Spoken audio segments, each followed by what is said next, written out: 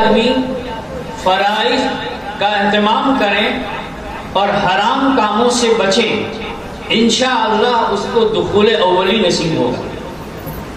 تو جنت میں داخلہ تو اس سے ہوگا، لیکن جنت کے درجات جو ملیں گے وہ سنن اور مستحبات کی رعایت سے ملیں گے. میں عرض کر رہا ہوں کہ سنن اور مستحبات کی بھی رعایت ہے. تو متقین کے یہ درجات، ادنا درجہ تو یہ ہے کہ شرک سے بچ کر صحیح ایمان مل جائے. اس پر ایک سوال ہوتا ہے کہ قرآن تو سب کے لیے آیا ہے، پھر ہدی للمتقین کیوں؟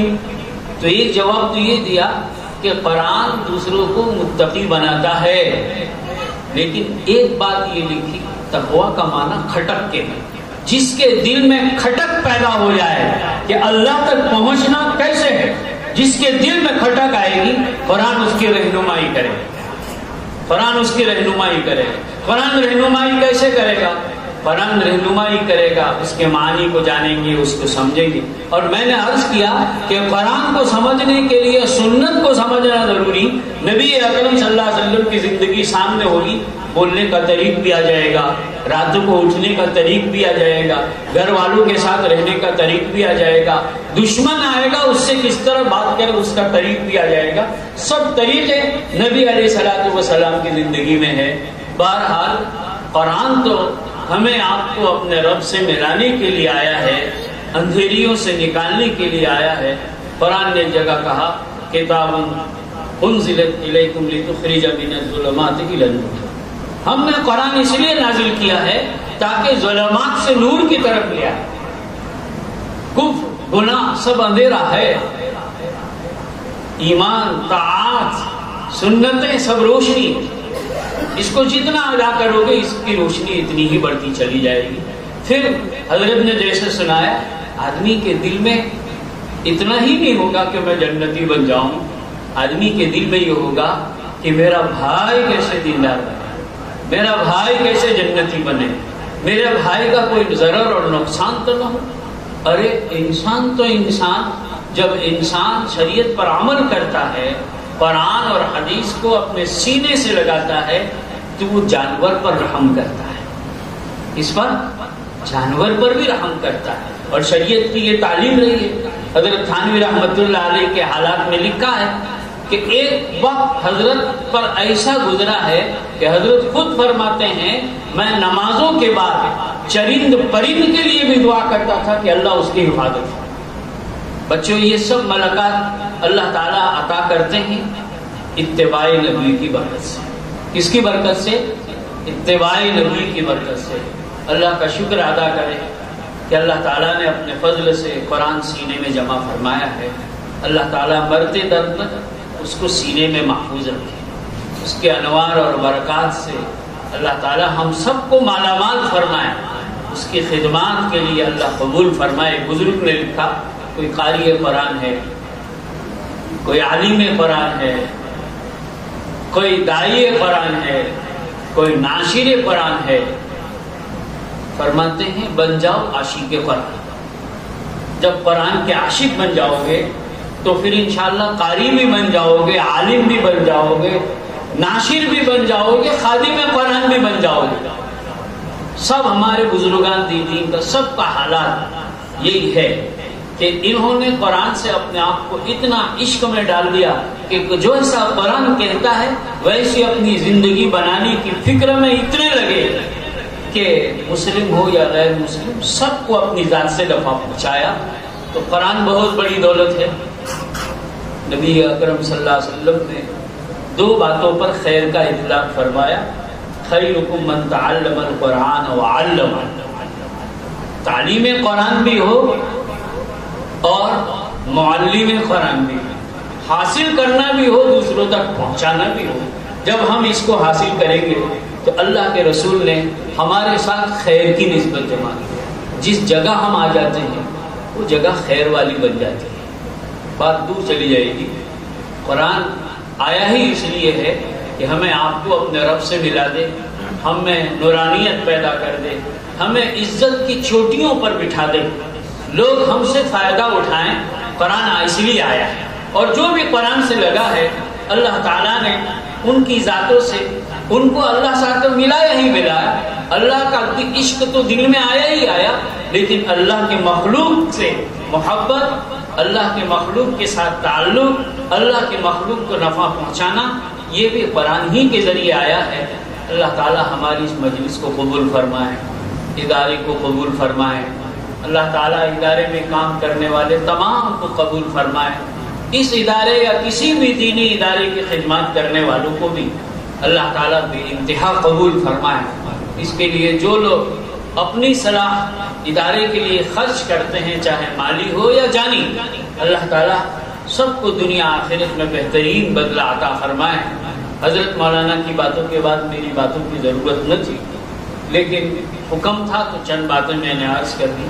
میں ان حضرات سے معافی مانگتے ہوئے آپ سے بھی درخواست کرتا ہوں، اپنے لیے بھی آپ کے لیے بھی دعا فرما دیں، اللہ تعالیٰ سب کے لیے خیر اور بھلائی کا معاملہ۔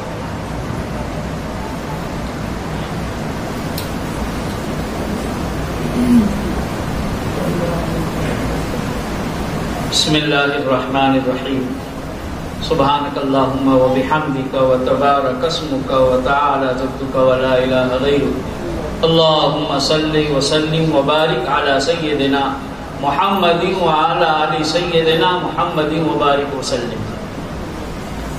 اللہم یا حنان یا منان یا بدیع السماوات والارض یا ذی الجلال والاکرام، یا فاطر السماوات والارض یا خالق السماوات والارض یا زین السماوات والارض، ربنا لا تزغ قلوبنا بعد اذ هديتنا وهب لنا من لدنك رحمة انك انت الوهاب، اللهم ربنا آتنا في الدنيا حسنة وفي الآخرة حسنة وقنا عذاب النار۔ اے الہ العالمین، آپ کی فضل، آپ کی عنایتیں، آپ کی مہربانی سے ہی ہم سب جمع ہوئے ہیں، اللہ ہم سب کا جمع ہونا قبول فرما۔ اللہ آپ کی عنایتیں، آپ کی مہربانی سے ان بچوں نے آپ کا کلام اپنے سینے میں محفوظ کر لیا، بلکہ آپ نے اپنے فضل سے ان کے سینے میں محفوظ کر دیا ہے۔ اللہ تعالیٰ زندگی کے آخری لمحے تک ہمیں اور ان بچوں کو قرآن پاک سے والہانہ محبت عطا فرما کر اس کو پڑھنے کی توفیق عطا فرما، اس کے معانی پر عمل کرنے کی توفیق عطا فرما۔ اے اللہ اس ادارے کو بے حد قبول فرما، خیر و برکت عطا فرما۔ اللہ حق تو یہ تھا کہ حضرت مولانا منیر صاحب آتے دامت برکاتہم العالیہ، حضرت کچھ باتیں فرماتے، ان کی باتوں سے ہم فائدہ اٹھاتے۔ وہ بیمار ہے، اللہ انہیں شفائے کاملہ عاجلہ دائمہ مستمر عطا فرما، ان کی زندگیوں میں برکتیں عطا فرما، ان کے فیض کو عام تام فرما۔ اے مالک، آپ بڑے کریم اور رحیم ہے، آپ ہی ہے جو اپنے بندوں سے دین کا کام لیتے ہیں، اپنے فضل سے ہم سب سے بھی اور حضرت والا سے بھی خوب دین کا کام لے دیں۔ اے اللہ اس وقت عرض نہیں کرنا کہ حضرت کتنے خیر اور یہ بات ہے، ہم نے حضرت کی جو بھی باتیں پڑھی وہ آپ ہی کی باتیں، آپ سے ملانے والی باتیں ہیں۔ اے مالک اپنے ناموں کے برکت سے انہیں صحت عطا فرما، انہیں عافیت عطا فرما، ان کی عمر میں برکتیں عطا فرما، ان کے تمام دینی کاموں کو شرف قبولیت عطا فرما۔ اے اللہ ہم سب کے چھوٹے بڑے تمام گناہوں کو معاف فرما۔ اے اللہ ہم گنہگار ہیں، گناہوں میں ڈوبے ہوئے ہیں، گناہ کر کر کے دل کو سخت کر چکے ہیں۔ اللہ اپنے فضل سے گناہوں کو معاف فرما کر دلوں میں آپ کے انوار کو داخل فرما دیجئے، دلوں کو آپ کے نور سے منور فرما دیجئے، پاکیزہ ماحول عطا فرمائیے، نیک لوگوں کی صحبتوں میں رہنا اللہ آسان فرمائیے، ان لوگوں کے قریب جا کر ہمیں اپنی اصلاح کی فکر نصیب فرمائیے۔ اے اللہ رات دن کے مختلف گھڑیوں میں قرآن کریم اور احادیث کو پڑھنے کی توفیق عطا فرما۔ اے اللہ اپنا فضل فرما، اللہ اپنی عنایتیں عطا فرما۔ اے اللہ ہم سب کے گھروں میں بھی برکتیں عطا فرما۔ ان بچوں نے جو حافظ کیا اللہ ان کے والدین کو، ان کے رشتہ داروں کو نبی اکرم صلی اللہ علیہ وسلم کے لسان مبارک سے جو آپ نے وعدے دیے ہیں، یا اللہ ان تمام وعدوں کو پورا فرما دیجیے۔ اللہ ہم سب کی زندگی میں نیکیاں عطا فرما دیجیے۔ جو بچے حافظ ہو رہے ہیں ان کا حافظ ہونا آسان فرما دیجیے، اور جو عالمیت میں آئے ہیں یا اللہ ان سب کو بھی علم دین عطا فرما، قرآن حدیث کا علم عطا فرما۔ یہاں جو بھی بچہ اور جو بھی آدمی آپ کے دین کے خاطر آپ اس ادارے میں آئے، اے مالک ان میں سے کسی کو محروم نہ فرما۔ ہماری کوتاہیاں اپنی جگہ ہے ہی مالک، لیکن آپ کا کرم ہے کہ آپ نے دین سے لگا دیا، اللہ لگنے کو قبول فرما۔ اے اللہ نہیں معلوم کہاں شام ہونے والی ہے، آپ کو سب کچھ خبر ہے۔ اے مالک، آپ مالک الملک ہے، آپ رحیم اور کریم ہے، بندوں کے گناہوں کو آپ ہی معاف کر سکتے ہیں، عزت و احترام آپ کے قبضے و قدرت میں ہے۔ اللہ ہماری خطاؤں پر آپ ہی نے ستاری کا پردہ ڈال دیا ہے، ہمارے گناہ اگر ظاہر ہو جاتے تو کوئی بھی ہمارے قریب نہ آتا۔ یہ آپ کا احسان ہے مولا، مزید احسان فرما کر جب بھی ہماری شام ہو، جہاں بھی موت آئے، آپ کی رضا والی موت عطا فرما، آپ کی یاد والی موت عطا فرما، ایسی موت عطا فرما جن موتوں کو آپ بھی پسند کرتے ہیں، نبی علیہ السلام بھی پسند کرتے ہیں۔ ایسی موتوں سے اللہ پوری حفاظت فرما جن موتوں سے نبی اکرم صلی اللہ علیہ وسلم پناہ چاہا کرتے تھے۔ اے اللہ جمعہ کی موت عطا فرما۔ اے اللہ ہمیں اپنے کسی عمل پر بھروسہ نہیں ہے، اللہ کسی عمل پر بھروسہ نہیں ہے، نبی کی باتوں پر پورا یقین ہے۔ آپ علیہ السلام نے ارشاد فرمایا ہے کہ جمعہ کی موت جس کی ہو جائے اللہ عذاب قبر سے بچ جاتا ہے۔ اللہ اب کی رضا والی کرنے والے جمعہ کی موت عطا فرما، مرنے کے بعد کے تمام مراحل کو یا اللہ آسان فرما، ہمارے لیے، ہمارے والدین کے لیے، بھائی بہنوں کے لیے، رشتہ داروں کے لیے، بیوی بچوں کے لیے، سب کے لیے خیر اور بھلائی فرما، سب کے لیے دعائیں قبول فرما، دعائیں ہم سے چاہنے والوں کے لیے بھی اللہ دعا قبول فرما۔ اے مالک مرنے کے بعد کے تمام مراحل کو آسان فرما۔ اے اللہ قیامت کے دن قبروں سے اٹھنے والے آدمی الگ الگ حیثیت سے ہوں گے۔ نبی علیہ السلام نے بتایا ہے کچھ لوگ ایسے ہوں گے جن کے قبروں کے پاس آپ سواری بھیجیں گے، وہ بڑے نیک لوگ ہوں گے، آپ کے محبوب بندے ہوں گے۔ اللہ اپنا کرم فرما کر ایک نیک بندوں میں شامل کر کے ہمارے لیے بھی قبر کے پاس سواریاں آ جائے، اس کی شکل صورتیں عطا فرما۔ اللہ اس کے فیصلے فرما اور میدان محشر میں آپ کے عرش کا سایہ عطا فرما، نامہ اعمال داہنے ہاتھ میں عطا فرما، پل سے رات پر سے بجلی کی طرح گزار دینا۔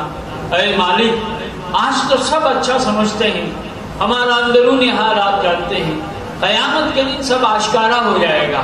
آپ رحم کا کرم کا معاملہ فرما دیجئے تاکہ اللہ یہ عیوب محفوظ رہے، اللہ کسی کے سامنے نہ آئے۔ مالک آپ راضی ہو جائیں گے سب کچھ ہو جائے گا۔ اللہ آپ کو راضی کرنے والے کام کرنے کی توفیق عطا فرما، پورے کام سے اللہ پورے حفاظت فرما۔ اے اللہ ہمیں دین کے لیے جینے کی توفیق عطا فرما، ہمیں ابنائے دنیا میں سے نہ بنا، ابنائے آخرت میں سے بنا۔ اے اللہ دنیا کو دو کوڑی ملتی ہے، دنیا خوش ہو جاتی ہے، اللہ ہمیں آپ کی طاعت کر کے خوش ہونے والا بنا دے، نیکیاں کر کے خوش ہونے والا بنا دے۔ نبی علیہ السلام کا عشق اے اللہ سینے میں داخل فرما دیجئے۔ اے اللہ اتباع نبی کا شوق ذوق عطا فرما۔ اے مالک ہمیں جن لوگوں نے جن قسم کی دعاؤں کے لیے کہا لکھا متوقع یا ہم پر حق ہے کہ ہم ان کے لیے دعا کریں، ان سب کے لیے بھی دعا قبول فرما، سب کی ضرورتیں پوری فرما۔ حاضرین مجلس میں سے ہر ایک کی جائز مرادیں پوری فرما، اطراف و جوانب کے لیے خیر اور بھلائی کا سبب بنا، آسانیاں عطا فرما، خیر عطا فرما، امن و امان کو عام تام فرما۔ اللہ جو مانگا وہ بھی عطا فرما، جو رہ گیا وہ بھی نصیب فرما۔ مانگنے والوں میں سب سے بہتر نبی اکرم صلی اللہ تعالی علیہ وسلم ہے۔ آپ نے جتنا خیر اور بھلائی مانگا ہے ہم آپ سے عاجزانہ چاہتے ہیں، اپنے فضل سے ہمیں پوری امت مسلمہ کو عطا فرما۔ جن شرور اور فتن سے پناہ چاہیے اس سے ہماری پوری امت مسلمہ کی حفاظت فرمائیے، اور یہ دعا اپنی عنایتیں محمد عربی صلی اللہ تعالی علیہ وسلم کی برکتوں سے، ان حفاظ کرام کی برکتوں سے، ان طلباء عزیز کی برکتوں سے، ان نیک بزرگان دین کی برکتوں سے اللہ آپ کے نیک بندوں کے طفیل ہم سب کی دعاؤں کو قبول فرما۔ وصلی اللہ تعالی علی خیر خلقہ محمد وعلی آلہ وصحبہ اجمعین برحمتک یا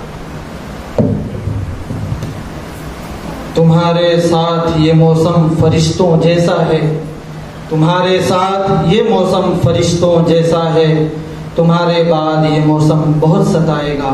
ہم بے حد ممنون و مشکور ہیں حضرت صدر محترم کے کہ ہماری حقیر فرمائش پر نہ فقط تشریف لائے بلکہ اپنے ارشادات عالیہ اور پند و نصائح سے ہمیں مستفیض فرمایا۔ ہم عہد کرتے ہیں کہ حضرت والا کی نصیحت کو ہم حرز جاں بنائیں گے، آپ کی امیدوں کے مطابق کھرے اتریں گے اور اسے ہم شب و روز کا وظیفہ بنائیں گے، اور آنے والے تمامی مہمان اسے توشہ سفر سمجھ کر ساتھ لے جائیں گے۔ اخیر میں ہم صدر محترم اور سرپرست محترم اور مہمان خصوصی حضرت مفتی صاحب کا تہہ دل سے شکریہ ادا کرتے ہیں کہ ہماری حقیر دعوت پر سراپا قبول بن کر تشریف لائے۔ شکرانہ پیش ہے یہ حضوری میں آپ کے، اے کاش روز آئے یہ موسم بہار کے۔ اسی طرح ہم بے حد ممنون ہیں اپنے خیر خواہ و فکر مند ٹرسٹی حضرت حاجی جناب محمد رضوان صاحب اور محمد بھائی پٹیل کے، جنہوں نے آنے والے مہمانوں کے لیے دعوت طعام کا نظم فرمایا۔ تمامی مہمانوں سے درخواست ہے کہ اس عمارت کی نچلی منزل میں کھانے کا انتظام کیا گیا ہے، تمامی حضرات وہاں تشریف لے جائیں، کھانا تناول فرمائیں، اس کے بعد اپنے گھروں کو تشریف لے جائیں۔ سبحان اللہ و بحمدہ، سبحانک اللہم و بحمدک۔ ہمارے طلباء یہی تشریف رکھے، بیٹھے رہیں، مہمانوں کو جانے دیں اور مہمانوں کی رہبری فرمائیں۔ بڑے طلباء چلے جائیں اور مہمانوں کی رہبری فرمائیں، انہیں ڈائننگ ہال تک پہنچائیں اور ان کے لیے کھانے کا انتظام فرمائیں۔ اور ظہر کی اذان 2 بجے ہوگی اور جماعت 2:30 بجے ہوگی۔